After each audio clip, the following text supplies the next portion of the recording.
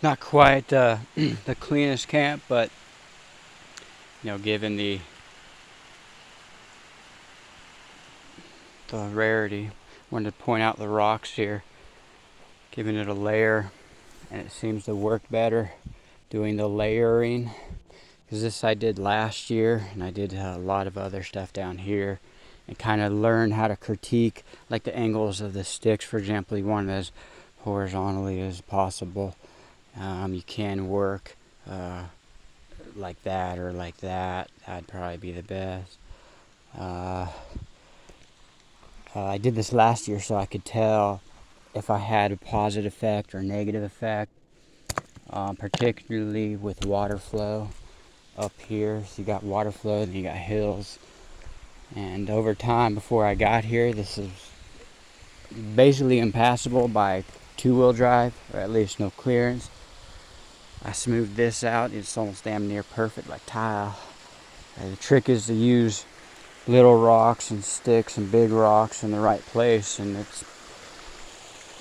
it's improved immensely. For example, up here, I placed these vertically or whatever this way, which isn't good because it seems to, there are two things you're dealing with: creating momentum and structuring water. But basically, you can understand that water can gain momentum, and then you get something like this where it digs out, or something like this where it dug out, where normally that was all filled. I think I was trying to save it right here with that stick, and you don't want to do that. You want to create them this way, and you might get away with it here and there as fill, but in the long run, you don't want to play that game. So last year I did this, and so this year you can just see how the rocks filled in here, and they'll naturally fill in like up here, but then it won't complete the fill, or it will, like right here is really eroded. And so the importance of preventing all the erosion, I placed these sticks here, and because up here this was impassable, not for 4x4, but two-wheel drive. And in general, you got the elements, and then you got locals. A lot of perverted and twisted people will come up here and everywhere basically, and intentionally dig out holes so that you have to have 44-inch in a lift kit, which is like the American thing to do.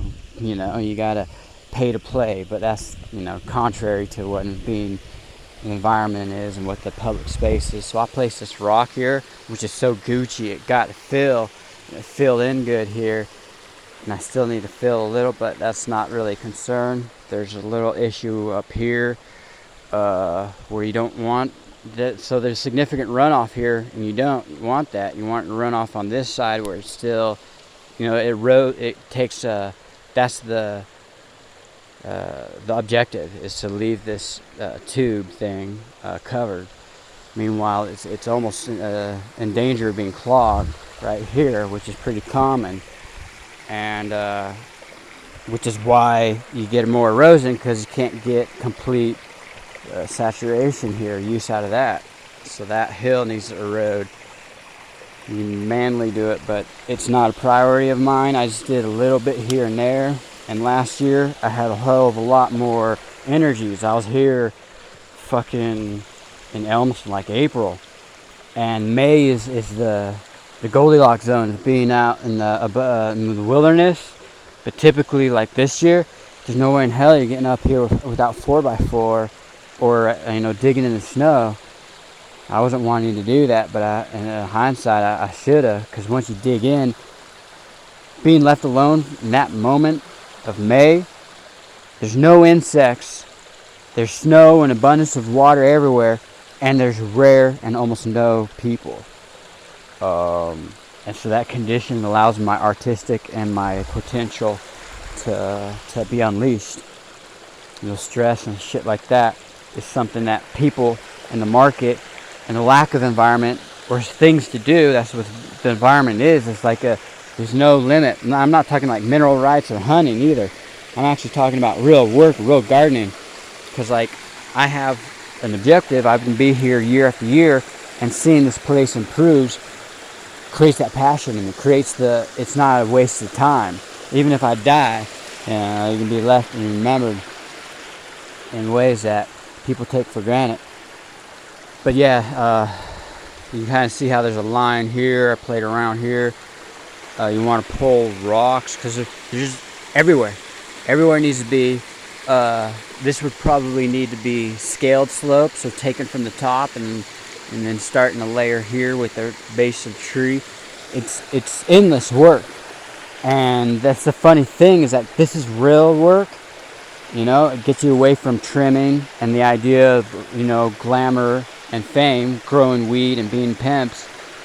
All the while, the next generation or the working force doesn't have an inclination of idleness, and so that idleness is being fueled by the exponential growth, extortion. It's the demon. And it has many faces like propaganda, like Tom Hanks, or you have to have a cookie cutter life. You can't be a realist, or you can't be I don't want to say a jokester, but there's opportunity to teach people, so when the land needs your hand, people need to be taught. So where do I want to go with this? This idol and this sin, the universal sin is being idle, and how you don't want to mine it, you don't want to hunt it, but you want to, you want to spend time with it, not sin, because mining and taking from it is essentially sin. The market just tells you, oh, it's good for Uncle Sam, it's good for growth, it's good for technology. No, it's all bogus. I've learned more and I've been in tune as well, like the fact that the bears don't even fuck with me. I mean, they test their limits, but you don't want to be stupid and careless. That's kind of the trouble, is that they exhaust so much in living with them, the insects, and checks and balances. You're exhausted. You don't have time to till the land, so to speak, or build a fortress or whatever. And it's not like building a fortress; it's building a medium between the plains, the quiet, and the wind, and the ancient trees. I saw the fucking thing here. At the very least, if you can, like the first tree I showed you, if you can keep a tree 10 years longer, 50 years longer, 100 years longer,